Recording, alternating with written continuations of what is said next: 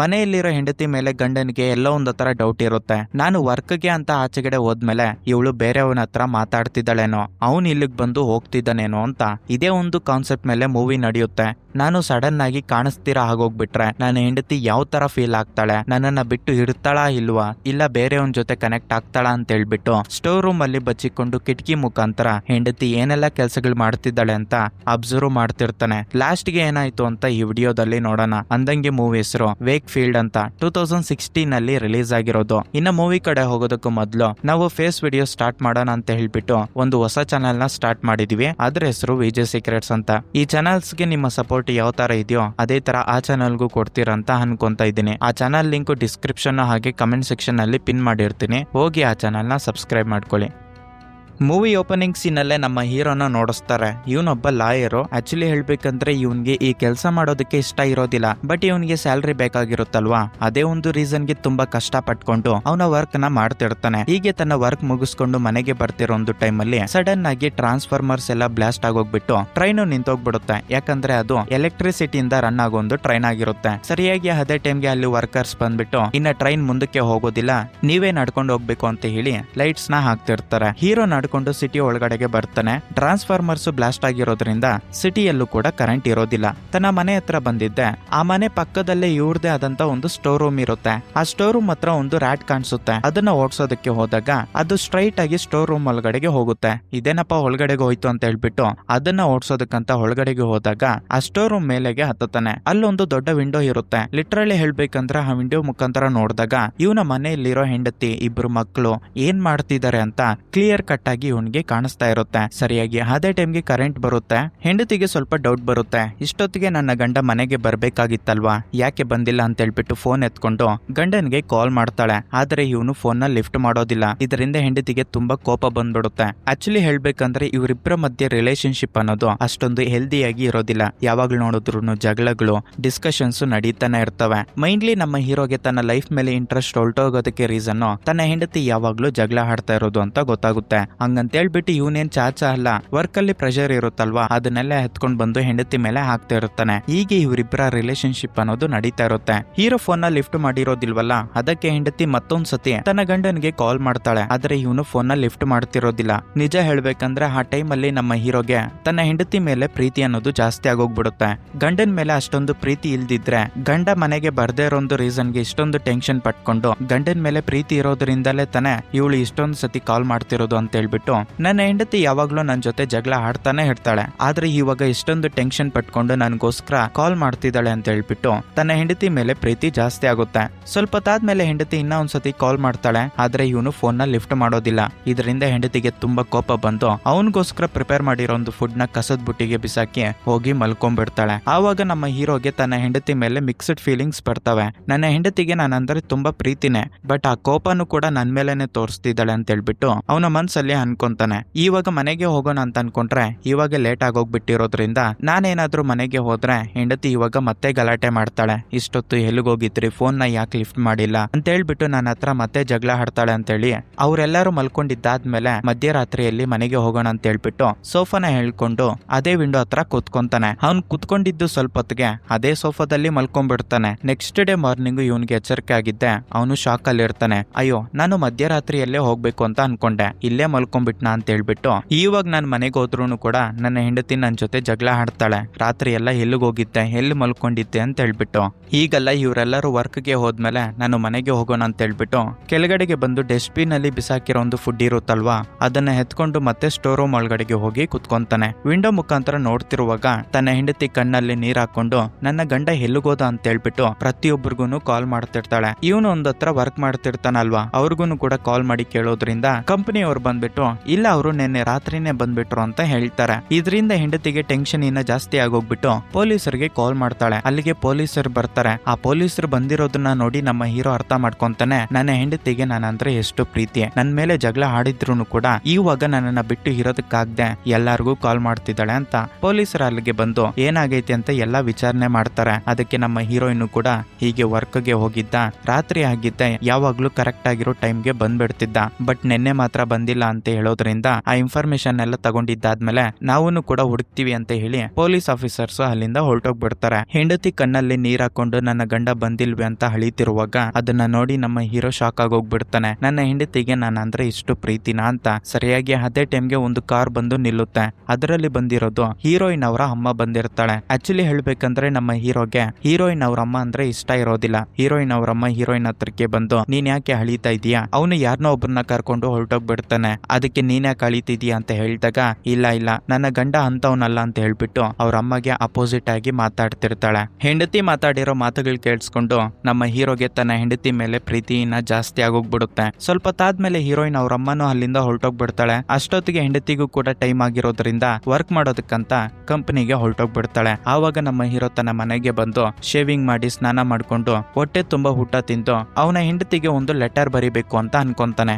ಸಾರಿ ಕೇಳ್ಬೇಕು ಅಂತ ಅನ್ಕೊಂತಿರ್ತಾನೆ. ಅದೇ ಟೈಮಲ್ಲಿ ನಮ್ಮ ಹೀರೋಗೆ ಒಂದು ಐಡಿಯಾ ಬರುತ್ತೆ. ಜಸ್ಟ್ ಒನ್ ಡೇ ಕಾಣಿಸ್ದೇ ಇರೋದಕ್ಕೆ ನನ್ನ ಹೆಂಡತಿ ಈ ತರ ಒದ್ದಾಡ್ತಿದ್ದಾಳೆ. ಇಫ್ ಇನ್ ಕೇಸ್ ನಾನೇನಾದ್ರೂ ತುಂಬಾ ದಿನಗಳು ಕಾಣಿಸ್ತೀರಾ ಆಗೋಗ್ಬಿಟ್ರೆ ಅವಳು ಯಾವ ತರ ಫೀಲ್ ಆಗ್ತಾಳೆ, ನನ್ನ ಹೆಂಡತಿ ಮಕ್ಕಳು ಏನ್ ಮಾಡ್ತಾರೆ, ಇದನ್ನ ಒಂದ್ಸತಿ ಅಬ್ಸರ್ವ್ ಮಾಡ್ಬೇಕು ಅಂತ ಹೇಳ್ಬಿಟ್ಟು ನಮ್ಮ ಹೀರೋ ಮನೆಗೆ ಬಂದಿರ್ತಾನಲ್ವಾ, ಅದಕ್ಕೆ ಸಂಬಂಧಪಟ್ಟಿರೋ ಹಾಗೆ ಯಾವುದೇ ಕ್ಲೂಸು ಸಿಗ್ದಿರಾ ಕ್ಲೀನ್ ಮಾಡಾಕ್ಬಿಟ್ಟು ಅವನಿಗೆ ಬೇಕಾಗಿರೋ ವಸ್ತುಗಳು ಹಾಗೆ ಫುಡ್ ನ ಎತ್ಕೊಂಡು ಮತ್ತೆ ಸ್ಟೋರ್ ರೂಮ್ ಒಳಗಡೆಗೆ ಹೋಗಿ ತನ್ನ ಹೆಂಡತಿ ಮಕ್ಕಳು ಏನ್ ಮಾಡ್ತಾರೆ ಅಂತ ಬೈನಾಕ್ಯುಲರ್ ಮೂಲಕ ನೋಡೋದಕ್ಕೆ ಸ್ಟಾರ್ಟ್ ಮಾಡ್ತಾನೆ. ಕಟ್ ಮಾಡಿದ್ರೆ ಆಫ್ಟರ್ 2 days ನ್ಯೂಸ್ ಅಲ್ಲಿ ಇವನ ಫೋಟೋನ ಹಾಕಿ ಇವನ್ನೆಲ್ಲಾದ್ರೂ ಕಾಣಿಸ್ಕೊಂಡ್ರೆ ನಮ್ಗೆ ಇನ್ಫಾರ್ಮ್ ಮಾಡೋ ಅಂತ ನ್ಯೂಸ್ ಅಲ್ಲೂ ಕೂಡ ಬರ್ತಾ ಇರುತ್ತೆ. ಹೀರೋಯಿನ್ ಹತ್ರಕ್ಕೆ ತುಂಬಾ ಜನರು ಬಂದು ಸಮಾಧಾನ ಮಾಡ್ತಿರ್ತಾರೆ. ಆದಷ್ಟು ಬೇಗ ಅವ್ನ್ ಸಿಗ್ತಾನೆ, ನೀನ್ ಅಷ್ಟೊಂದು ಬಾಧೆ ಪಡೋದಕ್ಕೆ ಹೋಗ್ಬೇಡ ಅಂತ. ಇದನ್ನೆಲ್ಲ ನಮ್ಮ ಹೀರೋ ವಿಂಡೋ ಮುಖಾಂತರ ಎಲ್ಲಾ ಅಬ್ಸರ್ವ್ ಮಾಡ್ತಿರ್ತಾನೆ. ನಮ್ಮ ಹೀರೋ ತಿನ್ನೋದಕ್ಕಂತ ಫುಡ್ ನ ಎತ್ಕೊಂಡ್ ಬಂದಿರ್ತಾನಲ್ವಾ, ಅದು ಖಾಲಿ ಆಗೋಗ್ಬಿಟ್ಟಿರೋದ್ರಿಂದ ಅವನಿಗೆ ತಿನ್ನೋದಕ್ಕೆ ಏನಾದ್ರೂ ಸಿಗುತ್ತೇನೋ ಅಂತ ಹೇಳ್ಬಿಟ್ಟು ಕಸದ ಬುಟ್ಟಿ ಹತ್ರಕ್ಕೆ ಬಂದು ಚೆಕ್ ಮಾಡ್ತಾನೆ. ಅಲ್ಲಿ ಅವನಿಗೆ ಏನೂ ಸಿಗೋದಿಲ್ಲ. ಇದರಿಂದ ಮತ್ತೆ ಸ್ಟೋರ್ ರೂಮ್ಗೆ ರಿಟರ್ನ್ ಬಂದು ತಿನ್ನೋದಕ್ಕೆ ಏನಪ್ಪಾ ಮಾಡೋದು ಅಂತ ಆಲೋಚನೆ ಮಾಡ್ತಿರ್ತಾನೆ. ನಿಜ ಹೇಳ್ಬೇಕಂದ್ರೆ ಅವನಿಗೆ ಕುಡಿಯೋದಕ್ಕೆ ನೀರನ್ನು ಕೂಡ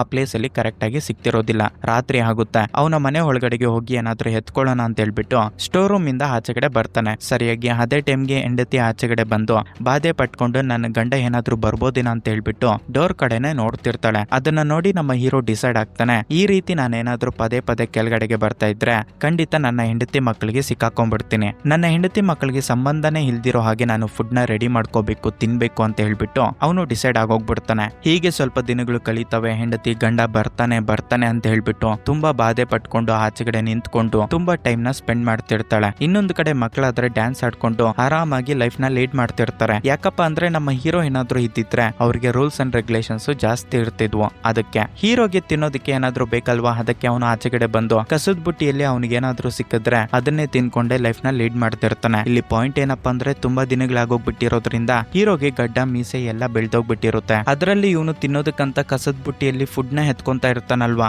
ಅದೇ ಪ್ಲೇಸ್ ಅಲ್ಲಿ ಇನ್ನೊಬ್ಬ ಮುದುಕನು ಕೂಡ ತಿನ್ನೋದಕ್ಕೆ ಫುಡ್ ನ ಎತ್ಕೊಂತ ಇರ್ತಾನೆ.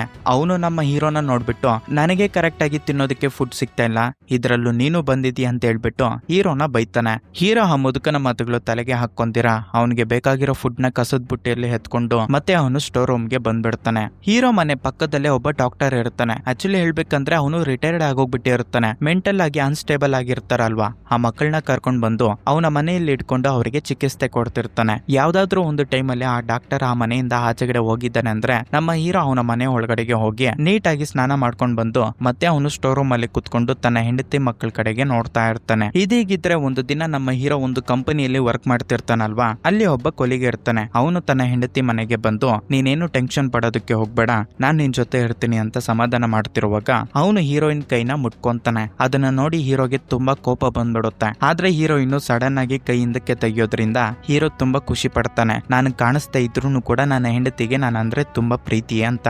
ಸ್ವಲ್ಪ ತಾದ್ಮೇಲೆ ಆ ಕೊಲಿಗೂ ಕೂಡ ಅಲ್ಲಿಂದ ಹೊರಟೋಗ್ಬಿಡ್ತಾನೆ. ನಿಜ ಹೇಳ್ಬೇಕಂದ್ರೆ ಹೀರೋಯಿನ್ಗೆ ಸ್ವಲ್ಪ ವರ್ಕ್ ಪ್ರೆಷರ್ ಹಾಗೆ ಫೈನಾನ್ಷಿಯಲ್ ಪ್ರಾಬ್ಲಮ್ ಇರುತ್ತೆ. ಯಾಕಪ್ಪ ಅಂದ್ರೆ ಮೊದ್ಲು ಹೀರೋಗೆ ಸಂಬಂಧಪಟ್ಟಿರೋ ಒಂದು ಸ್ಯಾಲರಿನೂ ಕೂಡ ಬರ್ತಾ ಇತ್ತು. ಇವಾಗ ಹೀರೋ ಕೆಲ್ಸಕ್ಕೆ ಹೋಗ್ತಾ ಇಲ್ವಲ್ಲ, ಇವನೆಲ್ಲೋ ಮಾಯ ಆಗೋಗ್ಬಿಟ್ಟಿದ್ದಾನೆ. ಇದರಿಂದ ಹೀರೋಯಿನ್ ವರ್ಕ್ ಇಂದ ಬರೋ ಒಂದು ಅಮೌಂಟ್ ಇಂದ ಮಾತ್ರನೇ ಮನೆನ ನಡೆಸಬೇಕಾಗಿರುತ್ತೆ. ಇವಾಗ ಸೀನು ಫ್ಲಾಶ್ ಬ್ಯಾಕ್ ಅಲ್ಲಿ ಓಪನ್ ಆಗುತ್ತೆ. ಹೀರೋಗೆ ಒಬ್ಬ ಫ್ರೆಂಡ್ ಇರ್ತಾನೆ. ಅವನು ಯಾವಾಗ್ಲೂ ಕೂಡ ಹೀರೋ ಹತ್ರ ಚಾಲೆಂಜ್ ಮಾಡೋದು, ಪೈಪೋಟಿ ಹಿಡ್ಕೊಂತ ಇರ್ತಾರೆ ಅಂತ ಹೇಳ್ಕೋಬಹುದು. ಪ್ರತಿಯೊಂದು ಸಿಚುವೇಶನ್ ಅಲ್ಲೂ ಕೂಡ ಇವರು ಚಾಲೆಂಜ್ ಮಾಡ್ಕೊಂತ ಇರ್ತಾರೆ. ಫಾರ್ ಎಕ್ಸಾಂಪಲ್ ವರ್ಕ್ ಆಗಿರ್ಬೋದು, ಕುಡಿಯೋದ್ರಲ್ಲಾಗಿರ್ಬೋದು, ಅಮೌಂಟ್ ನ ಸಂಪಾದನೆ ಮಾಡೋದ್ರಲ್ಲಾಗಿರ್ಬೋದು, ಹೀಗೆ ಪ್ರತಿಯೊಂದರಲ್ಲೂ ಕೂಡ ಚಾಲೆಂಜಿಂಗ್ ನ ಮಾಡ್ಕೊಂತ ಇರ್ತಾರೆ. ಇದೇ ಒಂದು ಪ್ರೋಸೆಸ್ ಅಲ್ಲಿ ನಮ್ಮ ಹೀರೋ ಫ್ರೆಂಡ್ ಗೆ ಒಂದು ಗರ್ಲ್ ಫ್ರೆಂಡ್ ಇರುತ್ತೆ. ಆ ಗರ್ಲ್ ಫ್ರೆಂಡ್ ನ ನಾನು ಪಟಾಯಿಸ್ತೀನಿ ಅಂತ ಹೇಳ್ಬಿಟ್ಟು ಹೀರೋ ಅವನಿಗೆ ಚಾಲೆಂಜ್ ಮಾಡಿರ್ತಾನೆ. ಸ್ಟಾರ್ಟಿಂಗ್ ಅಲ್ಲಿ ಹೀರೋ ಫ್ರೆಂಡ್ ಒಪ್ಕೊಳ್ತಾ ಇದ್ರು ಕೂಡ ಸ್ವಲ್ಪ ತಾದ್ಮೇಲೆ ಅವನು ಹೀರೋನು ಕೂಡ ಅದಕ್ಕೆ ಒಪ್ಕೊಂತಾನೆ. ನಮ್ಮ ಹೀರೋ ಪಟಾಯಿಸ್ತೀನಿ ಅಂತ ಹೇಳಿರೋ ಹುಡುಗಿ ಬೇರೆ ಯಾರು ಅಲ್ಲ, ಇವಾಗ ಪ್ರೆಸೆಂಟ್ ಅಲ್ಲಿ ನಮ್ಮ ಹೀರೋ ಒಂದು ಹುಡುಗಿನ ಮದುವೆ ಆಗಿ ಇಬ್ರು ಮಕ್ಕಳು ಕೂಡ ಇರ್ತಾರಲ್ವಾ, ಹೆಂಡತಿಯನ್ನೇ ಪಟಾಯಿಸ್ತೀನಿ ಅಂತ ಹೇಳ್ಬಿಟ್ಟು ಹೀರೋ ಚಾಲೆಂಜ್ ಮಾಡಿ ಇರ್ತಾನೆ. ಹೀರೋ ಫ್ರೆಂಡು ಹಾಗೆ ಈ ಹುಡುಗಿ ಲವಲ್ ಇದ್ದಾಗ ಅವರಿಬ್ಬರ ಮಧ್ಯೆ ಜಗಳನ ಇಟ್ಟು ಮಧ್ಯದಲ್ಲಿ ಇವನು ಹೋಗಿ ಸೇರ್ಕೊಂಡಿರ್ತಾನೆ. ಇದರಿಂದ ಹೀರೋಯಿನ್ ಅವನ ಜೊತೆ ಜಗಳ ಮಾಡ್ಕೊಂಡು ನಮ್ಮ ಹೀರೋನ ಲವ್ ಮಾಡಿರ್ತಾಳೆ. ನಂತರ ಇವರಿಬ್ರು ಮದುವೆ ಮಾಡ್ಕೊಂಡು ಇಬ್ರು ಮಕ್ಕಳು ಕೂಡ ಇರ್ತಾರೆ. ಆಲ್ಮೋಸ್ಟ್ 15 ಇಯರ್ಸ್ ಆಗೋದ್ಮೇಲೆ ನಮ್ಮ ಹೀರೋಗೆ ಒಂದು ಡೌಟ್ ಇರುತ್ತೆ. ಯಾಕಪ್ಪ ಅಂದ್ರೆ ನಮ್ಮ ಹೀರೋ ತನ್ನ ಫ್ರೆಂಡ್ ಮೇಲೆ ಚಾಲೆಂಜ್ ಮಾಡಿ ಇವನ ಹೆಂಡತಿನ ಮದುವೆ ಮಾಡ್ಕೊಂಡಿರ್ತಾನಲ್ವಾ, ಇವನ ಲೈಫೇ ಒಂಥರ ಇರುತ್ತೆ. ಹೆಂಡತಿ ಏನಾದ್ರೂ ಬೇರೆಯವನ್ನ ಮಾತಾಡಿದ್ರೆ ಈ ಹುಡುಗಿ ಇನ್ನ ಅವನ್ನೇ ಲವ್ ಮಾಡ್ತಿದ್ದಾಳೇನೋ ಅನ್ನೋ ಒಂದು ಡೌಟ್ ಇವನಲ್ಲಿ ಇರುತ್ತೆ. ಇದೇ ಒಂದು ರೀಸನ್ ಗೆ ಇವನು ಸ್ಟೋರ್ ರೂಮ್ ಅಲ್ಲಿ ಕುತ್ಕೊಂಡು ತನ್ನ ಹೆಂಡತಿನ ಅಬ್ಸರ್ವ್ ಮಾಡ್ತಿರ್ತಾನೆ. ಆಕ್ಚುಲಿ ಹೇಳ್ಬೇಕಂದ್ರೆ ಇವನ ಹೆಂಡತಿ ಇವನನ್ನ ತುಂಬಾ ಪ್ರೀತಿ ಮಾಡ್ತಿರ್ತಾಳೆ, ಪ್ರಾಣಕ್ಕಿಂತ ಹೆಚ್ಚಾಗಿ ಪ್ರೀತಿ ಮಾಡ್ತಿರ್ತಾಳೆ. ಈ ಸಿಚುವೇಶನ್ಸ್ ಎಲ್ಲ ನೋಡ್ತಿರುವಾಗ್ಲೇ ನಮ್ಮ ಹೀರೋಗೆ ಗೊತ್ತಾಗುತ್ತೆ ಹೆಂಡತಿ ನನ್ನನ್ನ ನಿಜವಾಗ್ಲೂನೆ ಪ್ರೀತಿ ಮಾಡ್ತಿದ್ದಾಳೆ ಅಂತ. ಅಂಡ್ ಸೀನ್ ಇವಾಗ ಪ್ರೆಸೆಂಟ್ ಅಲ್ಲಿ ಓಪನ್ ಮಾಡಿದ್ರೆ ಇವನ ಡೈಲಿ ರೊಟೀನ್ ಇದಾಗೋಗ್ಬಿಟ್ಟಿರುತ್ತೆ. ಹೆಂಡತಿ ಮಕ್ಕಳು ಏನ್ ಮಾಡ್ತಿದ್ದಾರೆ ಅಂತ ವಿಂಡೋ ಮುಖಾಂತರ ನೋಡೋದು, ರಾತ್ರಿ ಆಗಿದ್ದೆ ಕಸದ ಬುಟ್ಟಿಯಲ್ಲಿ ಬಿತ್ತಿರೋ ಒಂದು ಫುಡ್ ನ ಎತ್ಕೊಂಡ್ ಬಂದು ತಿಂದು ಲೈಫ್ ನ ಲೀಡ್ ಮಾಡೋದು, ಇದೇ ತರ ಆಗೋಗ್ಬಿಟ್ಟಿರುತ್ತೆ. ಒಂದು ದಿನ ಬೆಳಗ್ಗೆ ಇವನ ಮಕ್ಕಳಿಬ್ರು ಸ್ಟೋರ್ ರೂಮ್ ಅಲ್ಲಿ ಏನೋ ಒಂದು ವಸ್ತು ಐತೆ ಅಂತ ಹೇಳ್ಬಿಟ್ಟು ಸ್ಟೋರ್ ರೂಮ್ ಗೆ ಬರ್ತಿರ್ತಾರೆ ಎತ್ಕೊಳ್ಳೋದಕ್ಕೆ. ಇವಾಗ ನಮ್ಮ ಹೀರೋಗೆ ಭಯ ಸ್ಟಾರ್ಟ್ ಆಗುತ್ತೆ, ಮಕ್ಕಳೇನಾದ್ರೂ ನನ್ನನ್ನ ನೋಡಿದ್ರೆ ಹೆಂಡತಿಗೆ ಹೇಳ್ಬಿಡ್ತಾರೆ ಅಂತ.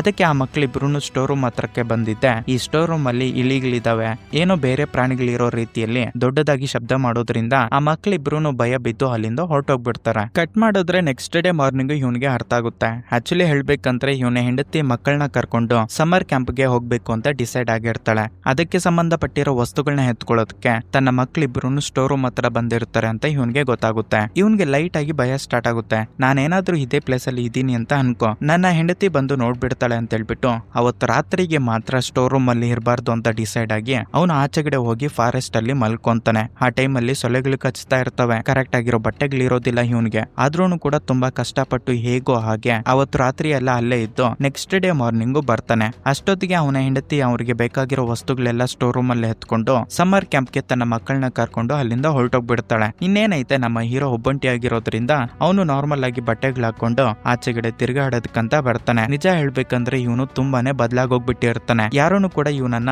ಐಡೆಂಟಿಫೈ ಮಾಡೋದಕ್ಕೆ ಆಗ್ತಿರೋದಿಲ್ಲ. ಯಾಕಪ್ಪ ಅಂದ್ರೆ ಕೂದಲು ಜಾಸ್ತಿ ಬೆಳೆದು ಬಿಟ್ಟಿರ್ತವೆ, ಗಡ್ಡ ಜಾಸ್ತಿ ಬೆಳೆದು ಬಿಟ್ಟಿರುತ್ತೆ, ಕಸದ ಬುಟ್ಟಿಯಲ್ಲಿ ಫುಡ್ ನ ಎತ್ಕೊಂಡು ತಿಂತಿರ್ತಾನೆ. ಆಲ್ಮೋಸ್ಟ್ ಭಿಕ್ಷುಕನ ಆಗೋಗ್ಬಿಟ್ಟಿರ್ತಾನೆ ಅಂತಾನೆ ಹೇಳ್ಕೋಬಹುದು. ಅವ್ನ ಹಾಕೊಂಡಿರೋ ಬಟ್ಟೆಗಳೆಲ್ಲ ಗಲೀಜಾಗೋಗ್ಬಿಟ್ಟಿರುತ್ತೆ. ಹೀಗೆ ಒಂದು ಪ್ಲೇಸ್ ಗೆ ಬಂದು ಕುತ್ಕೊಂಡು ಹೋಗ್ತಿರುವಾಗ ಅವನ್ಗೊಂದು ಮ್ಯಾಗಝೈನ್ ಕಾಣಿಸುತ್ತೆ. ಆ ಮ್ಯಾಗಝೈನ್ ಅಲ್ಲಿ ಅವನ ಫ್ರೆಂಡ್ ಫೋಟೋ ಇರುತ್ತೆ. ಅವನ ಫ್ರೆಂಡ್ ಹತ್ರ ಚಾಲೆಂಜ್ ಮಾಡ್ತಿರ್ತಾನಲ್ವಾ, ಅದೇ ಚಾಲೆಂಜ್ ನ ಮಾಡಿ ಇವನ ಹೆಂಡತಿನ ಮದುವೆ ಮಾಡ್ಕೊಂಡಿರ್ತಾನೆ. ಆ ಫ್ರೆಂಡ್ ಗನ್ನು ಇವಾಗ ಒಂದು ಹೊಸ ಕಂಪನಿನ ಇಟ್ಟು ಸಕ್ಸಸ್ಫುಲಿ ಆಗಿ ರನ್ ಮಾಡ್ತಿರ್ತಾನೆ. ತುಂಬಾ ಅಮೌಂಟ್ ನ ಅವನು ಸಂಪಾದನೆ ಮಾಡಿರ್ತಾನೆ. ನಮ್ಮ ಹೀರೋ ಅದನ್ನ ನೋಡಿ ಅವನ ಮನ್ಸಲ್ಲ ಅನ್ಕೊಂತಾನೆ, ಇವನು ಅಮೌಂಟ್ ನ ಸಂಪಾದನೆ ಮಾಡೋದು ಕಲ್ತ್ಕೊಂಡಿದ್ದಾನೆ. ಇಲ್ಲಿ ಪಾಯಿಂಟ್ ಏನಪ್ಪಾ ಅಂದ್ರೆ ಅವನು ಎಷ್ಟೇ ಅಮೌಂಟ್ ಸಂಪಾದನೆ ಮಾಡಿದ್ರು ಕೂಡ ತನ್ನ ಹೆಂಡತಿಗೆ ಡಿವೋರ್ಸ್ ಕೊಟ್ಬಿಟ್ಟಿದ್ದಾನೆ ಅಂತ ಹೇಳ್ಬಿಟ್ಟು ಆ ಮ್ಯಾಗಝೈನ್ ಅಲ್ಲಿ ಇರುತ್ತೆ. ಅದನ್ನ ನೋಡಿ ನಮ್ಮ ಹೀರೋ ತನ್ನ ಮನ್ಸಲ್ಲಿ ಅನ್ಕೊಂತಾನೆ, ಇವನ ಹತ್ರ ಎಷ್ಟು ಅಮೌಂಟ್ ಇದ್ದೇನ್ ಪ್ರಯೋಜನ, ತನ್ನ ಹೆಂಡತಿನ ಕಂಟ್ರೋಲ್ ಮಾಡೋದಕ್ಕಾಗ್ಲಿಲ್ಲ, ಹೆಂಡತಿ ಮಕ್ಕಳನ್ನ ಯಾವ ತರ ನೋಡ್ಕೋಬೇಕು ಅಂತ ಇವನ್ಗೆ ಗೊತ್ತಿಲ್ಲ ಅಂತ ಹೇಳ್ಬಿಟ್ಟು ಹೀರೋ ನಗ್ತಾ ಇರ್ತಾನೆ. ಸರಿಯಾಗಿ ಅದೇ ಟೈಮ್ಗೆ ಯಾರೋ ಒಬ್ಬ ಹುಡುಗ ಬಂದ್ಬಿಟ್ಟು ನಮ್ಮ ಹೀರೋಗೆ ದುಡ್ಡು ಕೊಟ್ಟು ಇದಕ್ಕೆ ಏನಾದ್ರೂ ತಗೊಂಡು ತಿನ್ನು ಅಂತ ಹೇಳ್ಬಿಟ್ಟು ಅವನು ಅಲ್ಲಿಂದ ಹೊರಟೋಗ್ಬಿಡ್ತಾನೆ. ನಮ್ಮ ಹೀರೋನ ಆ ಕಾಸು ಇಸ್ಕೊಂಡು ಅವನಿಗೆ ಬೇಕಾಗಿರೋ ಫುಡ್ ನ ತಗೊಂಡು ತಿಂತಾ ಇರ್ತಾನೆ. ಆ ಟೈಮ್ ಅಲ್ಲಿ ಇವನ್ಗೆ ಆಲೋಚನೆಗಳು ಬರ್ತಿರ್ತವೆ. ಇಫ್ ಇನ್ ಕೇಸ್ ನಾನೇನಾದ್ರೂ ಕಸದ ಬುಟ್ಟಿಯಲ್ಲಿ ಊಟನ ಎತ್ಕೊಂಡು ತಿಂತಿರುವಾಗ ನನ್ನ ಹೆಂಡತಿ ನನ್ನನ್ನ ಸಡನ್ ಆಗಿ ನೋಡ್ಬಿಟ್ರೆ ಅವಳು ಯಾವ ತರ ರಿಯಾಕ್ಟ್ ಆಗ್ತಾಳೆ ಅಂತ. ಇದೆಲ್ಲ ಆದ್ಮೇಲೆ ಸ್ಟೋರ್ ರೂಮ್ ಗೆ ಬರ್ತಾನೆ. ಅವನ ಮನೆ ಪಕ್ಕದಲ್ಲಿ ಯಾರೋ ಮನೆನ ಖಾಲಿ ಮಾಡಿ ಹೋಗ್ತಾ ಇರೋದ್ರಿಂದ ಅವರಿಗೆ ಬೇಡದೇ ಇರೋ ವಸ್ತುಗಳೆಲ್ಲ ಕಸದ ಬುಟ್ಟಿಯಲ್ಲಿ ಬಿಸಾಕ್ಬಿಟ್ಟಿರ್ತಾರೆ. ಅದರಲ್ಲಿ ಇವನಿಗೆ ಸ್ವಲ್ಪ ಚೆನ್ನಾಗಿರೋ ಶೂಸ್ ಕಾಣಿಸ್ಕೊಂತವೆ. ಅದನ್ನ ಎತ್ಕೊಂತಿರೋ ಒಂದು ಟೈಮ್ ಅಲ್ಲೇ ಯಾರೋ ಸ್ವಲ್ಪ ಜನ ಹುಡುಗರು ಬಂದ್ಬಿಟ್ಟು ಇದು ನಮ್ದು ಅಂತ ಹೇಳ್ಬಿಟ್ಟು ಅವನ ಹತ್ರ ಜಗಳ ಆಡ್ತಾರೆ. ಇದರಿಂದ ನಮ್ಮ ಹೀರೋ ಶೂಸ್ ನ ಎತ್ಕೊಂಡು ತುಂಬಾ ಜೋರಾಗಿ ಓಡ್ಕೊಂಡ್ ಬಂದು ಡಾಕ್ಟರ್ ಮನೆಯಲ್ಲಿ ಬಚ್ಚಿಕೊಂಡ್ಬಿಡ್ತಾನೆ. ಆ ಹುಡುಗರು ಅಲ್ಲಿಂದ ಹೊರಟೋಗ್ಬಿಡ್ತಾರೆ. ಆದ್ರೆ ಡಾಕ್ಟರ್ ಮನೆಯಲ್ಲಿ ಡಾಕ್ಟರ್ ಇರೋದಿಲ್ಲ. ಆ ಮನೆಯಲ್ಲಿ ಇಬ್ರು ಪೇಷಂಟ್ ಗಳು ಇರ್ತಾರೆ, ಒಂದು ಹುಡುಗಿ ಒಬ್ಬ ಹುಡುಗ. ಆಕ್ಚುಲಿ ಹೇಳ್ಬೇಕಂದ್ರೆ ಇವರು ಮೆಂಟಲಿ ಅನ್ಸ್ಟೇಬಲ್ ಆಗಿರೋದ್ರಿಂದ ಇವನ್ಗೆ ಸ್ವಲ್ಪ ಭಯ, ಈ ಅಂಕಲ್ ನ ನೋಡ್ಬಿಟ್ಟಿದೀವಿ ಅಂತ ಡಾಕ್ಟರ್ಗೆ ಇಲ್ಲಾಂದ್ರೆ ಇವನ ಹೆಂಡತಿಗೆ ಹೇಳ್ಬಿಡ್ತಾರೆ ಅಂತ. ಇದರಿಂದ ನಮ್ಮ ಹೀರೋ ಅವ್ರ ಹತ್ರ ಕೇಳ್ಕೊಂತಾನೆ, ನಾನು ಇಲ್ಲಿಗೆ ಬಂದಿರೋ ಹಾಗೆ ಯಾರಿಗೂ ಹೇಳೋದಕ್ಕೆ ಹೋಗ್ಬೇಡಿ ಅಂತ. ಅವರು ಮೆಂಟಲಿ ಅನ್ಸ್ಟೇಬಲ್ ಆಗಿರೋದ್ರಿಂದ ಇಬ್ರು ಕೂಡ ಸರಿ ಅಂಕಲ್ ಅಂತ ಹೇಳ್ತಾರೆ. ಇವನು ಸ್ಟೋರ್ ರೂಮ್ ಗೆ ಬಂದು ಕುತ್ಕೊಂತಾನೆ. ಆ ಟೈಮ್ ಅಲ್ಲೂ ಕೂಡ ಇವನ್ಗೆ ಡೌಟ್, ಅವರಿಬ್ರು ನನ್ನನ್ನ ನೋಡ್ಬಿಟ್ಟಿದ್ದಾರೆ ಅಲ್ವಾ, ಇಫ್ ಇನ್ ಕೇಸ್ ಡಾಕ್ಟರ್ಗೆ ಹೇಳ್ಬಿಟ್ರೆ ನಾನು ಇಲ್ಲಿ ಇದೀನಿ ಅಂತ ಗೊತ್ತಾಗೋಗ್ಬಿಡುತ್ತೆ ಅಂತ ಭಯ ಪಡ್ತಿರ್ತಾನೆ. ಇವನು ಅನ್ಕೊಂಡಿರೋ ಹಾಗೆ ಸಡನ್ ಆಗಿ ಯಾರೋ ಡೋರ್ ನ ನಾಕ್ ಮಾಡ್ತಾರೆ. ಡೋರ್ ಓಪನ್ ಮಾಡಿ ನೋಡಿದಾಗ ಅಲ್ಲಿಗೆ ಬಂದಿರೋದು ಈ ಇಬ್ಬರು ಮಕ್ಕಳು. ಇವನು ತಿನ್ನೋದಕ್ಕಂತ ಕೇಕ್ ನ ಎತ್ಕೊಂಡ್ ಬಂದಿರ್ತಾರೆ. ನಮ್ಮ ಹೀರೋಗೆ ಏನಪ್ಪಾ ಅಂದ್ರೆ ಕೇಕ್ ಅಂದ್ರೆ ತುಂಬಾ ಇಷ್ಟ. ಆ ಕೇಕ್ ನ ಇಸ್ಕೊಂಡು ತಿಂತಾ ಇರ್ತಾರೆ. ಲಿಟ್ರಲಿ ಹೇಳ್ಬೇಕಂದ್ರೆ ಈ ಇಬ್ಬರು ಮಕ್ಕಳು ನಮ್ಮ ಹೀರೋಗೆ ತುಂಬಾ ಕ್ಲೋಸ್ ಆಗೋಗ್ಬಿಡ್ತಾರೆ. ಅದು ಯಾವ ರೀತಿಯಪ್ಪ ಅಂದ್ರೆ ಇವರು ಡಾಕ್ಟರ್ ಮನೆಯಲ್ಲಿ ಇರ್ತಾರಲ್ವಾ, ಇಂಥ ಅಂಕಲ್ ನ ನೋಡಿದೀವಿ ಅಂತ ಆ ಮಕ್ಳಿಬ್ರು ಡಾಕ್ಟರ್ ಹತ್ರ ಹೇಳೋದಿಲ್ಲ, ಸೀಕ್ರೆಸಿ ಮೇಂಟೈನ್ ಮಾಡ್ತಿರ್ತಾರೆ. ಆದ್ರೂ ಕೂಡ ನಮ್ಮ ಹೀರೋಗೆ ಒಂದತ್ರ ಡೌಟ್ ಇರುತ್ತೆ, ಇವರಿಬ್ರು ಏನಾದ್ರೂ ಡೈಲಿ ಇಲ್ಲಿಗೆ ಬರ್ತಾ ಇದ್ರೆ ನನ್ನ ಹೆಂಡತಿಗೆ ನಾನು ಇಲ್ಲಿದ್ದೀನಿ ಅಂತ ಗೊತ್ತಾಗೋಗ್ಬಿಡುತ್ತೆ ಅಂತ ಹೇಳ್ಬಿಟ್ಟು ಆ ಇಬ್ರು ಮಕ್ಳ ಹತ್ರ ಹೇಳ್ತಾನೆ. ನೋಡ್ರಮ್ಮ, ಈ ಪ್ಲೇಸ್ಗೆ ನೀವು ಬರಬಾರ್ದು ಅಂತ ಹೇಳೋದ್ರಿಂದ ಸರಿ ಅಂಕಲ್ ಅಂತ ಹೇಳಿ ಅವರಿಬ್ರು ಅಲ್ಲಿಂದ ಹೊರಟೋಗ್ಬಿಡ್ತಾರೆ. ನೆಕ್ಸ್ಟ್ ಡೇ ಮಾರ್ನಿಂಗ್ ಹೆಂಡತಿ ಮಕ್ಳಿಬ್ರು ಮನೆಗೆ ಬರ್ತಾರೆ ಸಮ್ಮರ್ ಕ್ಯಾಂಪ್ ನ ಮುಗಿಸ್ಕೊಂಡು. ನಿಜ ಹೇಳ್ಬೇಕಂದ್ರೆ ಆಫ್ಟರ್ ಸಮ್ಮರ್ ಕ್ಯಾಂಪ್ ಇವರು ತುಂಬಾನೇ ಬದಲಾವಣೆ ಆಗೋಗ್ಬಿಟ್ಟಿರ್ತಾರೆ. ಬೇಸಿಕ್ಲಿ ಏನಪ್ಪಾ ಅಂದ್ರೆ ನಮ್ಮ ಹೀರೋಯಿನ್ಗೆ ಡ್ಯಾನ್ಸ್ ಅಂದ್ರೆ ತುಂಬಾ ಇಷ್ಟ ಇರುತ್ತೆ. ಆಫ್ಟರ್ ಮಕ್ಳು ಹುಟ್ಟಿದ್ಮೇಲೆ ವರ್ಕ್ ಪ್ರೆಷರ್ ಇದೆಲ್ಲ ಇರೋದ್ರಿಂದ ಡ್ಯಾನ್ಸ್ ಕ್ಲಾಸ್ಗೆ ಹೋಗೋದು ಬಿಟ್ಬಿಟ್ಟಿರ್ತಾಳೆ. ಬಟ್ ಆಫ್ಟರ್ ಸಮ್ಮರ್ ಕ್ಯಾಂಪ್ ಹೆಂಡತಿ ಮತ್ತೆ ಡ್ಯಾನ್ಸ್ ಕ್ಲಾಸ್ಗೆ ಹೋಗೋದಕ್ಕೆ ಶುರು ಮಾಡ್ತಾಳೆ. ಇದನ್ನೆಲ್ಲ ನೋಡಿ ನಮ್ಮ ಹೀರೋ ತುಂಬಾ ಬಾಧೆ ಪಡ್ತಾನೆ. ಯಾಕಪ್ಪ ಅಂದ್ರೆ ಇವನೇನೋ ತನ್ನ ಫ್ರೆಂಡ್ ಮೇಲೆ ಚಾಲೆಂಜ್ ಮಾಡಿದೀನಿ ಅಂತ ಹೇಳ್ಬಿಟ್ಟು ಈ ಹುಡುಗಿನ ಲವ್ ಮಾಡಿರ್ತಾನೆ. ಅಂದ್ರೆ ಜೆನ್ಯೂನ್ ಆಗಿ ಲವ್ ಮಾಡಿರೋದಿಲ್ಲ, ಬಟ್ ತನ್ನ ಹೆಂಡತಿ ಮಾತ್ರ ಇವನ್ ಮೇಲೆ ಜೆನ್ಯೂನ್ ಆಗಿ ಲವ್ ಮಾಡಿರ್ತಾಳೆ. ಇದರಿಂದ ಅವನು ಬಾಧೆ ಪಡ್ತಿರ್ತಾನೆ. ಹೀಗೆ ಚಳಿಗಾಲನು ಕೂಡ ಬಂದ್ಬಿಡುತ್ತೆ. ನಿಜ ಹೇಳ್ಬೇಕಂದ್ರೆ ಇವನ್ ತಗೊಂಡ್ ಬಂದಿರೋ ಫುಡ್ ಎಲ್ಲ ಖಾಲಿ ಆಗೋಗ್ಬಿಟ್ಟಿರುತ್ತೆ. ಚಳಿಗೆ ತಡ್ಕೊಳ್ಳೋದಕ್ಕಾಗದೆ ಇವನ ಹತ್ರ ಸರಿಯಾಗಿ ಬ್ಲಾಂಕೆಟ್ಸ್ ಕೂಡ ಇರೋದಿಲ್ಲ, ಹಾಕೊಳ್ಳೋದಕ್ಕೆ ಕರೆಕ್ಟ್ ಆಗಿರೋ ಬಟ್ಟೆಗಳೇ ಇರೋದಿಲ್ಲ ಅಂತ ಹೇಳ್ಕೋಬಹುದು. ಇವನು ಮತ್ತೆ ಮನೆಗೆ ರಿಟರ್ನ್ ಹೊರಟೋಗ್ಬಿಡೋಣ ಅಂದ್ರೆ ಇವನ್ಗೆ ಒಂದು ಗಿಲ್ಟಿ ಫೀಲಿಂಗ್ ಇರುತ್ತೆ. ನನ್ನ ಹೆಂಡತಿನ ನಾನು ಅನುಮಾನ ಪಟ್ಟಿದ್ದೀನಲ್ಲ ಅಂತ. ಚಳಿಗೆ ತಡ್ಕೊಳ್ಳೋದಕ್ಕಾಗದೆ ತಿನ್ನೋದಕ್ಕೆ ಸರಿಯಾಗಿರೋ ಫುಡ್ ಇಲ್ದಿರಾ ಸುಸ್ತಿಗೆ ಬಿದ್ದೋಗ್ತಿರೋ ಒಂದು ಟೈಮಲ್ಲಿ ಈ ಡಾಕ್ಟರ್ ಮನೆಯಲ್ಲಿ ಇಬ್ರು ಮಕ್ಳು ಇರ್ತಾರಲ್ವಾ, ಇವನ್ಗೆ ಬೇಕಾಗಿರೋ ಫುಡ್ ಹಾಗೆ ಬೆಚ್ಚಗೆ ಇರಬೇಕು ಅಂತ ಬ್ಲಾಂಕೆಟ್ಸ್ ಕೂಡ ಎತ್ಕೊಂಡ್ ಬಂದು ಕೊಡ್ತಾರೆ. ಇದರಿಂದ ನಮ್ಮ ಹೀರೋ ಆ ಮಕ್ಕಳಿಗೆ ನಾನ್ ನಿಮ್ಮನ್ನ ಲೈಫ್ ಅಲ್ಲಿ ಮರೆಯೋದಕ್ಕಾಗಲ್ಲ ಅಂತ ಹೇಳ್ಬಿಟ್ಟು ಥ್ಯಾಂಕ್ಸ್ ಅಂತ ಹೇಳ್ತಾನೆ. ಹೀಗೆ ಇವನು ಒಂದತ್ರ ಮಲ್ಕೊಂಡು ತನ್ನ ಹೆಂಡತಿ ಮಕ್ಕಳ ಬಗ್ಗೆ ಯೋಚನೆ ಮಾಡ್ತಿರುವಾಗ ಮತ್ತೊಂದು ಕಡೆ ಇವನ ಹೆಂಡತಿ ಹಾಗೆ ಮಕ್ಕಳೆಲ್ಲರೂ ತುಂಬಾ ಸಂತೋಷವಾಗಿ ಲೈಫ್ ನ ಲೀಡ್ ಮಾಡ್ತಿರ್ತಾರೆ. ಯಾಕಪ್ಪ ಅಂದ್ರೆ ಅವ್ರಿಗೆ ಯಾವುದೇ ತರಹ ಅಂತ ಅನುಮಾನ ಇರೋದಿಲ್ಲ, ಟೆನ್ಷನ್ಸ್ ಇರೋದಿಲ್ಲ. ಇದರಿಂದ ಇವನು ಡಿಸೈಡ್ ಆಗೋಗ್ಬಿಡುತ್ತಾನೆ ತನ್ನ ಹೆಂಡತಿ ಹತ್ರಕ್ಕೆ ಹೊರಟೋಗ್ಬೇಕು ಅಂತ. ಅದಕ್ಕೆ ನಿಧಾನವಾಗಿ ಮೆಟ್ಲು ಇಳ್ಕೊಂಡ್ ಬಂದು ತನ್ನ ಹೆಂಡತಿ ಮುಂದೆ ಹೋಗಿ ನಿಂತ್ಕೊಂತಾನೆ. ಲಿಟ್ರಲಿ ಹೇಳ್ಬೇಕಂದ್ರೆ ಅವನ ಹೆಂಡತಿ ಇವನನ್ನ ನೋಡಿ ಐಡೆಂಟಿಫೈ ಮಾಡೋದಕ್ಕೆ ಆಗೋದಿಲ್ಲ.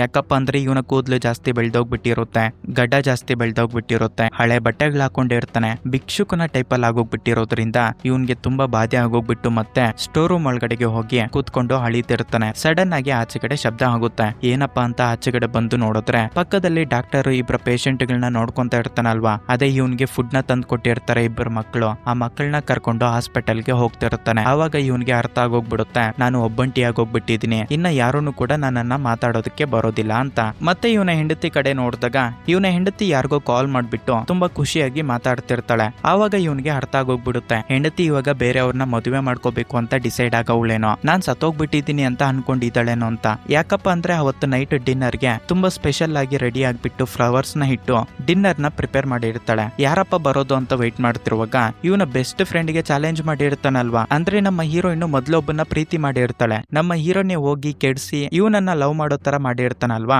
ಅವನೇ ಇವಾಗ ಅಲ್ಲಿಗೆ ಬಂದಿರ್ತಾನೆ. ಅಲ್ಲಿಗೆ ಬಂದು ಡಿನ್ನರ್ ಎಲ್ಲ ಮುಗಿಸ್ಕೊಂಡು ನಂತರ ಅವನು ಅಲ್ಲಿಂದ ಹೊರಟೋಗ್ಬಿಡ್ತಾನೆ. ಅದನ್ನ ನೋಡಿ ನಮ್ಮ ಹೀರೋ ಫಿಕ್ಸ್ ಆಗೋಗ್ಬಿಡ್ತಾನೆ, ನನ್ನ ಹೆಂಡತಿ ಮತ್ತೆ ನನ್ನನ್ನ ಬಿಟ್ಟಾಗ್ಬೇಕು ಅಂತ ಡಿಸೈಡ್ ಆಗವಳೇನೋ, ಅವನನ್ನೇ ಮದುವೆ ಮಾಡ್ಕೊಂತಾಳೇನೋ ಅಂತ. ಆದ್ರೆ ಇನ್ನೊಂದ್ ಕಡೆ ಅವನು ಅಲ್ಲಿಂದ ಹೋದ್ಮೇಲೆ ಹೀರೋಯಿನ್ ತನ್ನ ಪಾಡಿಗೆ ತನ್ನ ವರ್ಕ್ ನ ಮಾಡ್ಕೊಂತ ಇರ್ತಾಳೆ. ಇವಾಗ ನಮ್ಮ ಹೀರೋ ಫಿಕ್ಸ್ ಆಗೋಗ್ಬಿಡ್ತಾನೆ, ನಾನು ಗ್ಯಾರಂಟಿ ಇವಾಗ ಮನೆಗೆ ಹೋಗ್ಲೇಬೇಕು ಅಂತ. ಆಕ್ಚುಲಿ ಹೇಳ್ಬೇಕಂದ್ರೆ ನಮ್ಮ ಹೀರೋ ಹತ್ರ ಒಂದು ಕ್ರೆಡಿಟ್ ಕಾರ್ಡ್ ಇರುತ್ತೆ, ಅದನ್ನ ಇವನು ಯೂಸ್ ಮಾಡಿರೋದಿಲ್ಲ.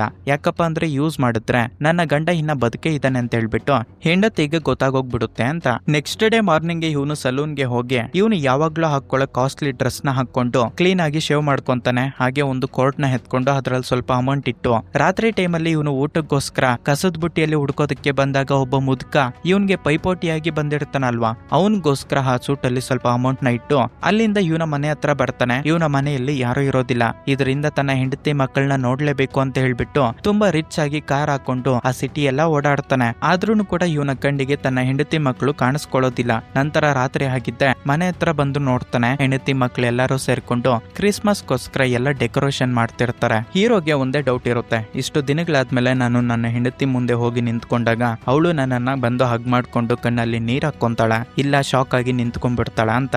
ನಮ್ಮ ಹೀರೋ ನಿಧಾನವಾಗಿ ಹೋಗಿ ತನ್ನ ಹೆಂಡತಿ ಮಕ್ಕಳ ಮುಂದೆ ನಿಂತ್ಕೊಂತಾನೆ. ಮಕ್ಕಳು ಇವನನ್ನ ನೋಡಿ ಶಾಕ್ ಆಗಿ ನಿಂತ್ಕೊಂಡ್ಬಿಡ್ತಾರೆ. ಅಂಡ್ ಇಲ್ಲಿಗೆ ಈ ಮೂವಿ ಅನ್ನೋದು ಎಂಡ್ ಆಗುತ್ತೆ. ಆಕ್ಚುಲಿ ಹೇಳ್ಬೇಕಂದ್ರೆ ಡೈರೆಕ್ಟರ್ ಲಾಸ್ಟ್ ಗೆ ಏನಾಯ್ತು ಅನ್ನೋ ಒಂದು ಪಾಯಿಂಟ್ ಆಫ್ ವ್ಯೂ ನಿಮ್ಗೆ ಬಿಟ್ಬಿಟ್ಟಿದ್ದಾನೆ. ಇಷ್ಟೆಲ್ಲ ಸ್ಟೋರಿ ನಡೆದಿದ್ದಾದ್ಮೇಲೆ ನಿಮ್ಗೆ ಏನ್ ಅನ್ಸ್ತು? ಲಾಸ್ಟ್ ಅಲ್ಲಿ ಅವರು ಒಂದಾದ್ರ ಇವನ ಡೌಟ್ ಕ್ಲಿಯರ್ ಆಯ್ತಾ? ಇವನು ಡೌಟ್ ಪಟ್ಟಿದ್ದೇ ತಪ್ಪ? ಹೆಂಡತಿ ಕರೆಕ್ಟ್ ಆಗಿ ಇದ್ರೂನು ಕೂಡ ಇವನು ಏನೋ ಥಿಂಕ್ ಮಾಡ್ಕೊಂಡು ಇಷ್ಟು ದಿನಗಳಿಂದ ಇವನ ಲೈಫ್ ನ ಹಾಳು ಮಾಡ್ಕೊಂಡಿದ್ದಾನ? ನಿಮ್ಮ ಒಪಿನಿಯನ್ ನ ಕಮೆಂಟ್ ಸೆಕ್ಷನ್ ಅಲ್ಲಿ ಕಮೆಂಟ್ ಮಾಡಿ. ನಿಮ್ಗೆ ಈ ಮೂವಿ ಇಷ್ಟ ಆಯ್ತು ಅಂತ ಅನ್ಕೊಂತ ಇದ್ದೀನಿ. ಇಷ್ಟ ಆಗಿದ್ರೆ ಕಮೆಂಟ್ ಸೆಕ್ಷನ್ ಅಲ್ಲಿ ಎಸ್ ಅಂತ ಕಮೆಂಟ್ ಮಾಡಿ. ನೆಕ್ಸ್ಟ್ ಇನ್ನೊಂದು ಇಂಟ್ರೆಸ್ಟಿಂಗ್ ಆಗಿರೋ ವಿಡಿಯೋದಲ್ಲಿ ಮೀಟ್ ಆಗೋದಕ್ಕೂ ಮೊದಲು ಹೊಸ ಚಾನಲ್ ನ ಯಾರಾದ್ರೂ ಸಬ್ಸ್ಕ್ರೈಬ್ ಮಾಡಿಲ್ಲ ಅಂದ್ರೆ ಸಬ್ಸ್ಕ್ರೈಬ್ ಸಬ್ಸ್ಕ್ರೈಬ್ ಮಾಡಿ, ಈ ವಿಡಿಯೋಗೆ ಲೈಕ್ ಮಾಡಿ, ಶೇರ್ ಮಾಡಿ. Thanks for watching this video. Signing off, ನಿಮ್ಮ ವರ್ಧ.